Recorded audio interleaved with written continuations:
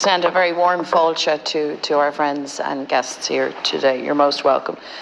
Taoiseach, I recently met with 12-year-old Cara Darmody from Tipperary. I know you also met Cara in July.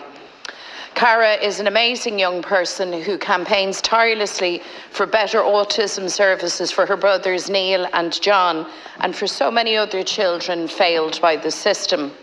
Cara spoke to the Oireachtas Committee 2 weeks ago and she said, "My brothers Neil and John have been treated disgracefully and I'm here to stand up for them. I'm also here to stand up for the almost 18,000 children who have been left to rot on waiting lists."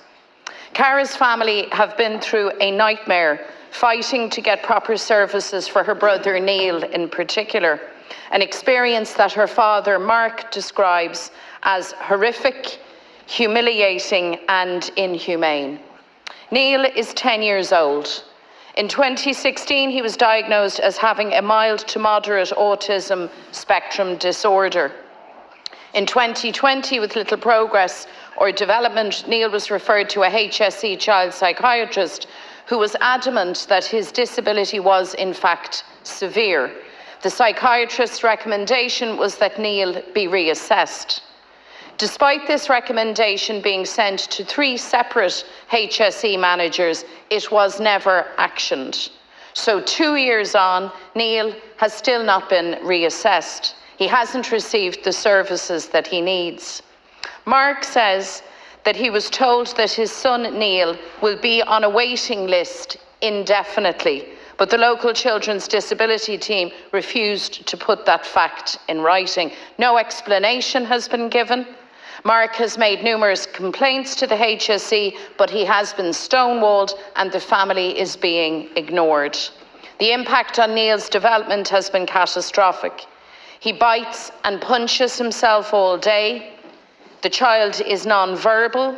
He needs to be brought on long drives to calm down, and he has to sleep with his parents every night. Mark, his dad, says the lack of intervention has done his son irreparable damage. By contrast, his brother John has shown real progress. John received earlier intervention, you see, after the Darmodys paid for him to be assessed privately. The pressure on this family is immense. Both children need full-time care, which has resulted in the loss of employment for both parents. Ní hamháin go bhfuil Cara Darmody ag seasamh suas dá dheartháir Neil, tá sí ag seasamh an fód na mílte páistí atá listí feitheamh mí chumas. Neil's story, Taoiseach, is shocking, but it is not unique. In fact, I spoke to families last night in Waterford who are in very, very similar situations. And as Cara said, there are more than 18,000 children on waiting lists just for initial contact with the children's disability team. Thousands more go without the services they need. There are 2,500 children whose assessments are overdue. More than a quarter of children's disability posts are vacant, equating to over 480,000 lost therapy hours. And this is a result of a failure to plan and invest in the specialised workforce and in services for children with disabilities. Cara told the Oireachtas Committee, she said, "I'm sick of adults who just talk. Why can't you all do something about this and stop the damage being done to children with disabilities?" So Taoiseach, what Neil urgently requires is a psychometric assessment as recommended by his consultant psychiatrist. This is necessary to ensure he's in the right school and that he gets the right health and educational services he needs. Taoiseach, when will Neil get his assessment? First of all, I did meet with the Darmody family and with Cara some time ago.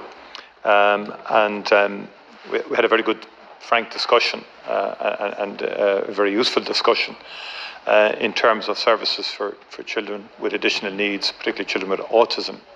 And I've been very clear on 2 fronts. There's 2 aspects to this. There's the education dimension and there's the health dimension. I'm not satisfied and not happy with the services provided through the HSE in respect of children with autism. It's not at a scale and level that it should be at. And it's not a funding issue. The resources have been allocated. The HSE are saying it's a recruitment issue. When I came into government, I would have had issues with the Progressing Disability Programme, which has been advanced by the HSE now for nearly over a decade, but has really only come into, in terms of additional resources, in the last 4 to 5 years. But in some respects, and I've met with many disability organisations to try and, both service providers and users, to get to the bottom of this Progressing Disability initiative. And my view, and I've made it very clear, and we've had this in terms of special schools where Progressing Disability, you would have known it in your own constituency, took therapists out of the special schools to have a general pool available, diluting the service. We made it very clear that we wanted the therapists back in the special schools as a first step. And that has been agreed, although we're following through in the implementation of that with the HSE. And there has been resistance. There's different perspectives on this, but I'm very clear that in special schools, the multidisciplinary approach is best, and I want the therapists in the special schools. Now, on the education front, over the last 2 years, we have made rapid progress on education in terms of additional special schools, additional special classes, and additional resources. We have more to do. We've also legislatively placed now an obligation on every single school in the country to do its bit in respect of special needs, and that the schools have to be fully inclusive in terms of children with special needs, and that there can be no refusal of children with special needs in terms of access to schools. That has also been worked through by the Minister for Education, and there is very clear progress to be seen. Now, in terms of therapies, it's not satisfactory in terms of the availability of therapies. Now, I've spoken to different, as I say, service providers. In some areas, I want to be balanced here. The Progressing Disability seems to be working because there are a lower catchment or a lower number of children or young people being covered by a given area. And the workload seems to be manageable in respect of some CHO areas. In other areas, the load seems to be excessive. And the key issue that the HSE are saying is the capacity to recruit. I know that's of no consolation to children and families trying to access services. If you look across the HSE, they've had far greater success in recruiting therapists for a whole range of other services, such as enhanced community care, or indeed, I was at a stroke unit the other day, no issue in terms of recruiting therapists, speech and language, physio, and so on. In terms of children, and in terms of the progressing disability area, there seems to be a particular difficulty in recruiting and indeed in retaining therapists across the board. And that is a key issue. And I've convened 2 meetings so far with all of the ministers responsible for special needs to deal with this issue. And we have to, in the interim, develop more accelerated means in terms of assessment of needs and in terms of both on the clinical side, that's a matter, in terms of services for Neil and in this case, the individual child here and the services. But the key issue is recruitment of a sufficient number of therapists to provide not just assessment, but interventions for children who require them on an ongoing basis. Deputy McDonald. So, Taoiseach, there is undoubtedly a big problem in terms of recruitment and indeed retention of those therapists and specialists. As you say, can I suggest to you that much of the difficulty is self-inflicted by government and the HSE. If you are not prepared to pay and reward people in terms of their take-home pay and also their pension entitlements in line with statutory standards, well, then you're going to have a problem in holding and recruiting and holding staff. But I asked you specifically about Neil. So you've given me a very general, global picture. I know how bad it is out there. My God, every family dealing with this knows how deep the nightmare is, how deep the quagmire is. But I asked you about this child, this 10-year-old child, who 2 years ago the consultant psychiatrist said the child needs to be reassessed because he is not mild, on the mild spectrum, he is in fact profound and severe. He bites himself all day, the household is chaotic, the child needs constant care and is not getting the services he needs, but hasn't even been reassessed.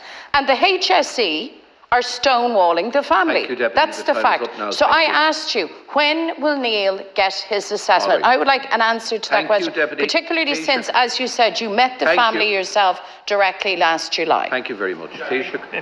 In fairness, Deputy, I'm not going to individually get involved in every case that comes before us in respect of the services in terms of the need for the HSE to provide services to Neil, for example. We will make representations, we will talk to the HSE in respect of the case, but there are other children as well that require access to services, to assessments.